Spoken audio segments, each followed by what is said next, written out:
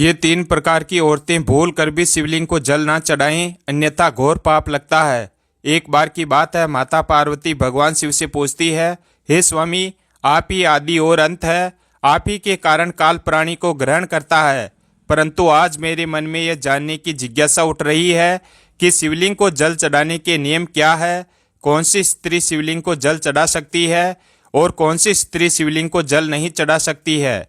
इस विषय में मुझे बताइए, तथा कौन सी स्त्री को सोमवार व्रत का पालन नहीं करना चाहिए। कृपा करके मेरे मन की शंका को दूर करें। तब भगवान शिव कहते हैं, हे देवी पार्वती, आज आपने मानव जाति के कल्याण हेतु बहुत ही उत्तम प्रश्न किया है। शिवलिंग को जल देने के कुछ महत्वपूर्ण नियम होते हैं, उन नियमों का पालन करते हुए ही शिवलिंग को जल देना चाहिए। यदि कोई व्यक्ति इन नियमों का पालन नहीं करता है तो उसे महापाप लगता है और मैं उस स्थान से रुष्ट होकर चला जाता हूँ जहाँ पर इन नियमों का पालन न किया जाए। हे देवी पार्वती, आज मैं उन 3 स्त्रियों के विषय में बताने वाला हूँ जिन्हें शिवलिंग को जल नहीं चढ़ाना चाहिए। इन स्त्रियों को शिवलिंग को जल देने का कोई शुभ फल प्राप्त नहीं होता है, उल्टा इनके द्वारा शिवलिंग को जल चढ़ाने पर उन्हें महापाप ही लगता है। शिवलिंग ही मेरा साक्षात स्वरूप है, जिसकी नित्य पूजा करने वालों की मैं सदैव ही रक्षा करता हूँ। हे देवी पार्वती, आप तो जानती ही है कि किस प्रकार मात्र 12 वर्ष की आयु वाले मार्कंडेय को अमृतत्व का वरदान प्राप्त हुआ था। हे देवी पार्वती, आज मैं आपको मेरी परम भक्त सुमति की एक प्राचीन कथा सुनाता हूँ, जिसे सुनने के बाद आपको आपके सभी प्रश्नों के उत्तर मिल जाएंगे। जो भी स्त्री इस कथा का श्रवण करती है तो उसे शिवलिंग को 100 वर्षों तक जल चढ़ाने का पुण्य प्राप्त होता है, और जो भी मनुष्य इस कथा का प्रचार प्रसार करता है तो उसके सभी दुखों का नाश होता है और उसकी दरिद्रता दूर होती है और सदा के लिए इस संसार की मोह माया से विरक्त हो जाता है। तब माता पार्वती कहती है, हे स्वामी, आपके मुख से इस कथा का श्रवण करना बड़े सौभाग्य की बात है। कृपया आप मुझे वह कथा सुनाइए, मैं इसे ध्यान से पूरा अवश्य सुनूंगी। तब भगवान शिव देवी पार्वती को कथा सुनाने लगते हैं और कहते हैं, हे देवी पार्वती, प्राचीन समय की बात है, दक्षिण देश में रायपुर नाम का एक नगर था, जिसमें देव शर्मा नाम का एक ब्राह्मण निवास करता था। देव शर्मा बहुत ही बुद्धिमान, रूपवान, गुणवान और सभी शास्त्रों में पारंगत था। उसी नगर के पास एक अन्य नगर था। उस नगर में सुधर्मा नाम का एक विद्वान ब्राह्मण रहता था। उसकी एक पुत्री थी जिसका नाम सुमति था। वह भगवान शिव की बड़ी श्रद्धा से भक्ति करती थी। नित्य शिवलिंग को जल देना और उचित नियमों से पूजा आराधना करने के बाद ही उसकी दिनचर्या की शुरुआत होती थी। सुमति ने मन चाहे वर को प्राप्त करने हेतु 16 सोमवार के व्रत भी किए थे। उसके पिता सुधर्मा ने बड़े ही लाड प्यार से अपनी पुत्री का लालन पालन किया था। उसकी पुत्री अत्यंत रूपवती थी। जब सुमति विवाह के योग्य हुई तो सुधर्मा को अपनी पुत्री के विवाह की चिंता सताने लगी। इसीलिए उसने अपनी पत्नी से कहा, हे प्रिय, हमारी पुत्री अब जवान हो चुकी है, इसलिए अब इसका विवाह हमें कर देना चाहिए। तब उसकी पत्नी कहती है, हे स्वामी, मेरी दृष्टि में एक विद्वान ब्राह्मण है जो मेरे भाई के नगर रायपुर में रहते हैं, जिनका नाम देव शर्मा है। मैं तो कहती हूँ कि हमारी पुत्री का विवाह उन्हीं श्रेष्ठ ब्राह्मण के साथ करा दिया जाए। उनके साथ विवाह करके हमारी पुत्री सुखी जीवन व्यतीत करेगी। तब सुधर्मा कहता है, हे प्रिय, तुम ठीक कहती हो, मैंने भी देव शर्मा के विषय में बहुत सुना है। हम हमारी पुत्री का विवाह उन्हीं के साथ करेंगे। मैं कल ही उनके पास अपनी पुत्री के विवाह का प्रस्ताव लेकर जाता हूँ। फिर सुधर्मा अपनी पुत्री के विवाह का प्रस्ताव लेकर देव शर्मा के घर पर जाता है। तभी देव शर्मा घर में अपने माता पिता की सेवा कर रहा था। जब सुधर्मा देव शर्मा को अपने माता पिता की सेवा करते हुए देखता है तो उसे बड़ा आनंद होता है और प्रसन्नता पूर्वक उसे निहारते हुए सोचता है, अरे वाह, यह ब्राह्मण पुत्र तो कितना महान है, यह तो बड़ी प्रसन्नता से अपने माता पिता की सेवा कर रहा है। जब सुधर्मा को देव शर्मा अपने द्वार पर खड़ा देखता है तो उनका स्वागत करता है और कहता है, हे विप्रवर, पधारिए, आपका स्वागत है। कहिए, मैं आपकी किस प्रकार से सहायता कर सकता हूँ। देव शर्मा का अतिथि सत्कार देखकर सुधर्मा बहुत प्रसन्न हो जाता है। वह देखता है कि देव शर्मा का घर अत्यंत पवित्र और शुद्ध होता है। उसके घर में पूरे विधि विधान के साथ शिवलिंग को स्थापित किया हुआ है और वह उसकी नित्य पूजा करता है। इसी कारण से सुधर्मा को विश्वास हो जाता है कि देव शर्मा ही उसकी पुत्री के लिए सर्वोत्तम वर है। तभी सुधर्मा देव शर्मा से कहता है, हे विप्रवर, आज मैं आपके पास मेरी पुत्री के विवाह का प्रस्ताव लेकर आया हूँ। मेरी पुत्री के लिए आपके समान श्रेष्ठ वर कहीं और नहीं मिल सकता। तब देव शर्मा के माता पिता भी यह बात सुनकर प्रसन्न हो जाते हैं और देव शर्मा को विवाह के लिए मना लेते हैं। फिर देव शर्मा भी विवाह के लिए तैयार हो जाता है। समय के अनुसार विवाह का मुहूर्त तय किया जाता है और एक पवित्र स्थान पर देव शर्मा और सुमति का विवाह संपन्न किया जाता है। सुमति के सुंदर और मनमोहक रूप को देखकर देव शर्मा भी बहुत प्रसन्न होता है। सुमति अत्यंत सुंदर, गुणवान और चरित्रवान स्त्री थी। विवाह के बाद जब सुमति देव शर्मा के घर पर जाती है तो वह भी अपने पति और सास ससुर की बड़ी सेवा करती है। अपनी मधुर वाणी और कार्यों से वह सभी के मन को जीत लेती है। सुमति के ससुराल वाले भी उसके कार्य से बहुत संतुष्ट और सदा ही प्रसन्न रहते थे। सुमति नित्य अपने पति से पहले जाकर घर का आंगन साफ करती थी, फिर घर के अंदर साफ सफाई करके स्नान किया करती थी। स्नान करके वह पूजा घर में जाकर पूजा किया करती थी और नित्य शिवलिंग को जल देती थी तथा बेलपत्र अर्पण करती थी। दिन भर वह अपने अन्य कार्यों को करके सभी परिवारजनों को प्रसन्न करती थी। फिर रात को वह अपने पति के चरण दबाकर उसके सो जाने के बाद सो जाया करती थी। सुमति के अंदर एक पतिव्रता नारी के सभी लक्षण थे और वह अपने पति को ही परमेश्वर मानकर उसकी सेवा करती थी। सुमति ने कभी अपने पति के अलावा अन्य पुरुष के विषय में विचार नहीं किया। वह सत्य धर्म का पालन करने वाली और धर्म कार्य करने वाली पवित्र स्त्री थी। उसने कभी कोई अशुभ कार्य नहीं किया। सुमति के ऐसे सात्विक और सरल स्वभाव को देखकर माँ लक्ष्मी भी उस पर मेहरबान थी। माँ लक्ष्मी स्वयं चलकर उसके घर में आकर निवास करने लगी, जिससे सुमति के जीवन में सुख समृद्धि और भी अधिक बढ़ गई। भगवान शिव कहते हैं, हे देवी पार्वती, धन की देवी लक्ष्मी उन्हीं स्त्रियों पर अपनी कृपा दृष्टि बनाए रखती है जो पतिव्रता होती है और जो सत्य धर्म का पालन करती है। सुमति के अंदर वे सभी लक्षण थे जो एक श्रेष्ठ पतिव्रता नारी के अंदर होने चाहिए। लेकिन आगे मैं तुम्हें बताऊंगा कि सुमति की एक भूल के कारण उसका पूरा परिवार दुखों के बादलों में डूब गया और उसके जीवन में केवल क्लेश, अशांति और दुख आने लगे। भगवान शिव कहते हैं, हे देवी पार्वती, फिर एक दिन की बात है। श्रावण मास आरंभ होने वाला था और संयोग से उस दिन अमावस्या भी थी। तभी सुमति ने दोपहर का भोजन बनाया, जिसमें कई अधिक मात्रा में प्याज, गोभी और अन्य सब्जियों को दही के साथ मिलाकर बनाया था और स्वाद को बढ़ाने हेतु सेंधे नमक का भी उपयोग किया था। तब सुमति और उसका परिवार संध्या पूर्व भोजन करके रात्रि में सो गए। किंतु सुमति ने जो भोजन बनाया था वह काफी स्वादिष्ट बनाया और सभी के भोजन करने के पश्चात उसमें से थोड़ा सा बच गया था।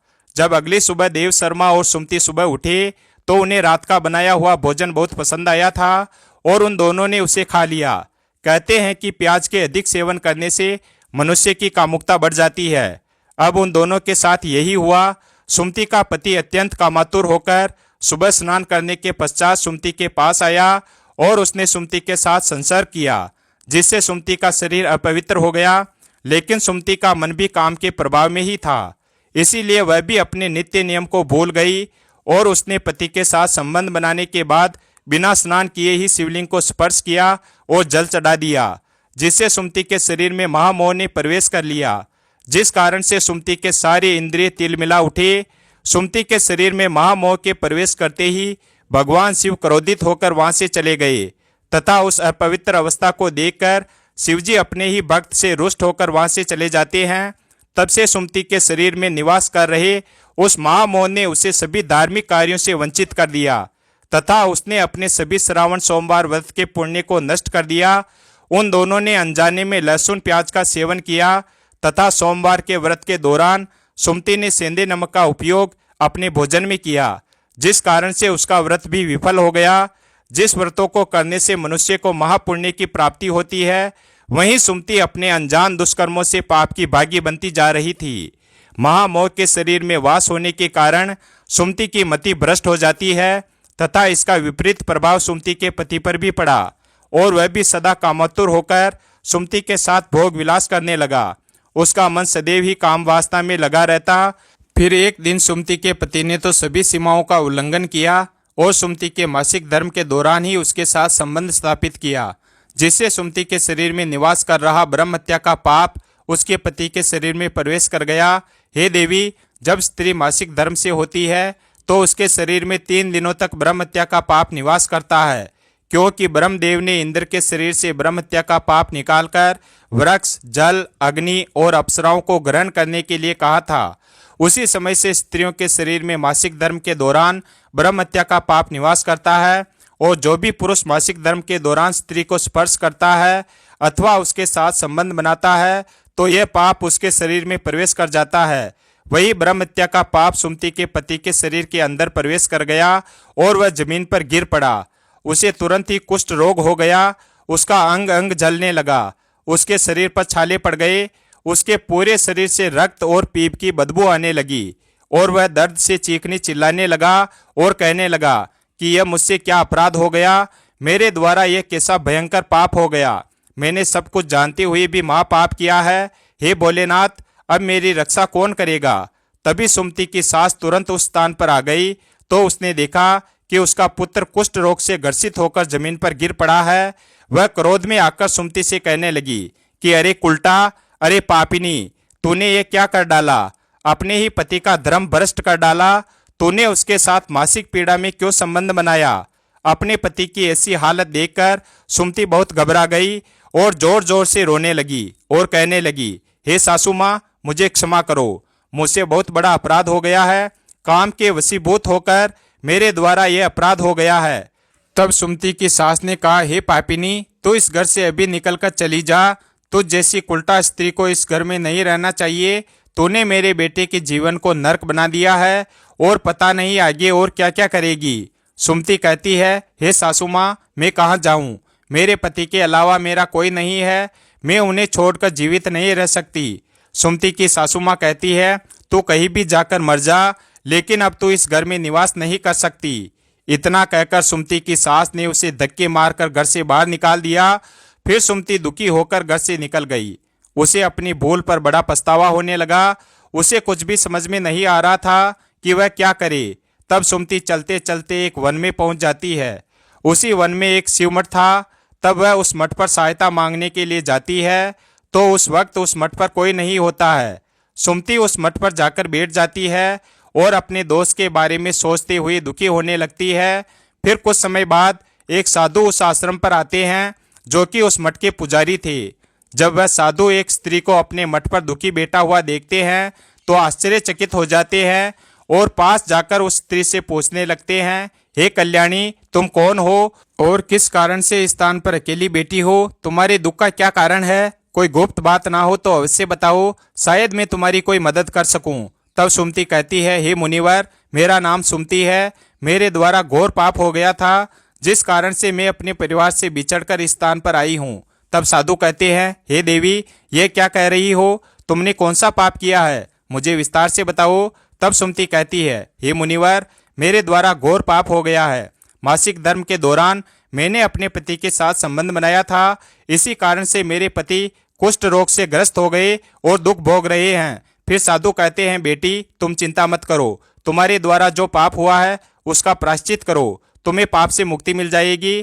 तुम इस मठ में रहकर भगवान शिव की पूजा करो, शिवलिंग को नित्य जल दो और बेलपत्र अर्पण करो। यही तो पूरे संसार के पिता हैं। जो भी इनकी शरण में आता है उसका उद्धार हो जाता है और तुम्हारा पति भी जल्दी ही ठीक हो जाएगा।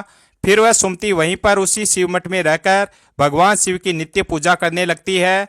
रोज स्नान करके वह ब्रह्मचर्य का पालन करते हुए शिवलिंग को जल चढ़ाती है और शिवलिंग पर बेलपत्र अर्पण करती है तथा भगवान शिव को मिष्टान का भोग लगाती है तथा उस मठ में मौजूद सभी गायों को घास डालती है और उनकी सेवा करती है।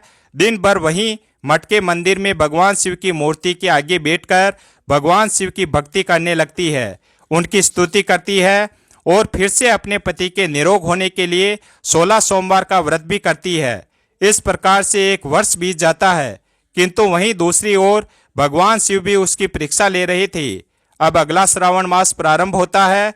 तब साधु कहते हैं, हे पुत्री, तुम श्रावण मास में निरंकार सभी सोमवार का व्रत करो और शिव जी का ही सदैव ध्यान करो और याद रहे कि कोई भूल ना हो। अब मैं तुम्हें श्रावण सोमवार व्रत के विषय में विस्तार से बताता हूँ, तुम इसे ध्यान से सुनो। किसी भी स्त्री या पुरुष को सावन माह में किसी भी प्रकार के तामसिक पदार्थ का सेवन नहीं करना चाहिए। परहेज की हुई किसी भी वस्तु का सेवन नहीं करना चाहिए। हे पुत्री, शिवलिंग पर भूल से भी केतकी के पुष्प और तुलसी पत्र को अर्पण नहीं करना चाहिए और ना ही शिव जी की पूजा में शंख का उपयोग करना चाहिए। शिवलिंग पर कभी भी हल्दी, कुमकुम और सिंदूर अर्पण नहीं करना चाहिए। अब तुम सच्चे मन से भोलेनाथ की पूजा आराधना करो, वह अवश्य ही तुम्हारी सभी इच्छाओं को पूर्ण करेंगे। अब सुमति इसी प्रकार से सोमवार के व्रत का पालन करती है, किंतु उसे कोई भी साक्षात्कार या अनुभव नहीं आ रहा था, जिससे हताश होकर वह एक दिन मन में आत्महत्या करने का विचार करती है, क्योंकि उसके जीवन में किसी भी प्रकार का सुधार उसे नजर नहीं आ रहा था। तब वह शिवमठ के पास वाली नदी के किनारे जाती है और भगवान शिव का स्मरण करते हुए जल समाधि ले लेती है। किंतु उसी समय एक चमत्कार हो जाता है। जिस प्रकार से सुमति जल में प्रवेश करती है, ठीक उसी प्रकार से वह वापस जल्दी से बाहर आ जाती है। जब वह अपनी आंखें खोलती है तो उसके सामने स्वयं भगवान शिव प्रकट हो जाते हैं। भगवान शिव सुमति की दृढ़ निष्ठा और भक्ति से अत्यंत प्रसन्न हो जाते हैं और सुमति को साक्षात दर्शन देते हैं। भगवान शिव को साक्षात अपने सामने खड़ा देखकर सुमति उन्हें बारंबार प्रणाम करने लगती है, उनकी स्तुति करने लगती है। तब भगवान शिव सुमति से कहते हैं, हे पुत्री, तुमने बड़ी ही श्रद्धा से और भक्ति भाव से मेरी आराधना की है, इसीलिए अब मैं तुम पर प्रसन्न हूँ। कहो तुम्हारी क्या कामना है। तब सुमति कहती है, हे प्रभु, कृपया मुझे बताइए कि मेरे किस दोष के कारण मेरे अंदर काम का वास हो गया, जिस कारण से मेरे द्वारा घोर पाप हुआ और मेरे पति को कुष्ठ रोग हो गया। भगवान शिव कहते हैं, हे पुत्री, अब तुम ध्यान से सुनो। तुम्हारे द्वारा अनजाने में ही एक पाप हुआ था, जिस कारण से तुम्हारे अंदर महामोह ने प्रवेश कर लिया था। एक दिन सावन माह में तामसिक पदार्थ का सेवन करके तुमने अपने पति के साथ संबंध बनाने के बाद बिना स्नान किए ही शिवलिंग स्पर्श करते हुए जल दिया था। पति पत्नी जब रति क्रिया करते हैं तो उनका शरीर अपवित्र हो जाता है और ऐसी अवस्था में शिवलिंग को कभी स्पर्श नहीं करना चाहिए। शिवलिंग मेरा ही पूर्ण अंश अवतार है। तुमने अपवित्र अवस्था में ही शिवलिंग को जल अर्पण किया था, जिस कारण से मैंने तुम्हारे घर का त्याग किया और फिर महामोह ने तुम्हारे अंदर प्रवेश कर लिया। उसी महामोह के कारण तुम्हारे और तुम्हारे पति के अंदर काम का प्रभाव अधिक बढ़ गया और मासिक धर्म के दौरान स्त्री के साथ संसर्ग होने के कारण तुम्हारे पति को कुष्ठ रोग हो गया था। सुमति कहती है, हे प्रभु, अनजाने में मुझसे यह बड़ा पाप हो गया था। अब इस पाप का क्या प्रायश्चित है।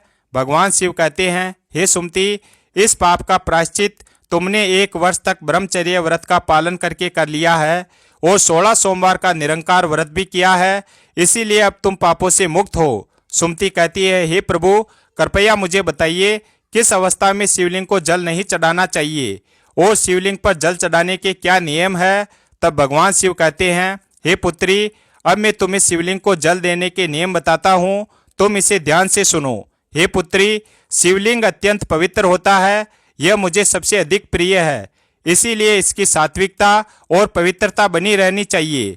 शिवलिंग को कभी अपवित्र अवस्था में स्पर्श नहीं करना चाहिए। जो स्त्री मासिक धर्म से हो उसे कभी स्पर्श नहीं करना चाहिए। मासिक धर्म के दौरान स्त्री के शरीर में ब्रह्म हत्या का पाप होता है, ऐसे में स्त्री को शिवलिंग को जल नहीं चढ़ाना चाहिए। किसी भी स्त्री और पुरुष को संबंध बनाने के बाद शिवलिंग को स्पर्श नहीं करना चाहिए और ना ही उसे जल चढ़ाना चाहिए। संबंध बनाने पर स्त्री और पुरुष का शरीर अपवित्र हो जाता है, ऐसी अवस्था में शिवलिंग को स्पर्श करने पर दोष लगता है, यह महापाप होता है। हे पुत्री, जो स्त्री अपने पति का त्याग करके चली गई हो, जो विवाह के पश्चात अपने पति को छोड़कर अन्य पुरुष के साथ निवास कर रही हो, ऐसी स्त्री को भी शिवलिंग को जल नहीं चढ़ाना चाहिए। शिवलिंग की पूजा करने का अधिकार केवल पतिव्रता या कुंवारी स्त्रियों को ही है। जो स्त्री वेश्यावर्ती या अनेक पुरुषों के साथ संबंध बनाती है, उसे शिवलिंग को जल नहीं चढ़ाना चाहिए। हे सुमति, अब मैंने तुम्हें शिवलिंग को जल देने के संबंध में महत्वपूर्ण नियम बताए हैं, तुम इसे ध्यान में रखो। तब सुमति कहती है, हे प्रभु, मेरे पति कुष्ठ रोग से पीड़ित है, कृपा करके मेरे पति को रोग से मुक्त कीजिए। तब भगवान शिव कहते हैं, हे पुत्री, तुमने इस शिवलिंग की 1 वर्ष तक पूजा की है और नित्य बेलपत्र अर्पण किए हैं। वृक्षों में बेलपत्र मुझे सबसे प्रिय है। शिवलिंग पर तुमने जो बेलपत्र अर्पण किए थे, तुम इसके पत्ते ले जाकर अपने पति को गुप्त रूप से खिला दो, वह रोग और पापों से मुक्त हो जाएगा। इतना कहकर भगवान शिव अंतर ध्यान हो जाते हैं। यह सुनकर सुमति बहुत प्रसन्न हो जाती है और भगवान शिव को बारंबार प्रणाम करके धन्यवाद देती है। फिर सुमति उस शिवलिंग पर अर्पित बेलपत्र के कुछ पत्ते उठाकर घर पर जाती है और अपने कोडी पति को खिला देती है। शिवलिंग पर चढ़े हुए बेलपत्र के पत्ते खाते ही उसका पति एकदम से स्वस्थ हो जाता है और सुमति को गले से लगा लेता है। सुमति की सास भी जब यह चमत्कार देखती है तो वह बड़ी प्रसन्न हो जाती है और फिर वे सभी प्रसन्नता से रहने लगते हैं। भगवान शिव कहते हैं, हे देवी पार्वती, इसीलिए इन अवस्थाओं में स्त्रियों को शिवलिंग को जल नहीं चढ़ाना चाहिए और ना ही शिवलिंग को स्पर्श करना चाहिए, अन्यथा इसके अशुभ परिणाम भोगने पड़ते हैं, जैसा सुमति के साथ हुआ था। वीडियो अगर पसंद आया हो तो वीडियो को लाइक करें और हमारे चैनल शिव भक्त को सब्सक्राइब करें और अपने दोस्तों के साथ शेयर करें और कमेंट बॉक्स में हर हर महादेव अवश्य लिखें। धन्यवाद और कमेंट करके बताएं वीडियो कैसा लगा।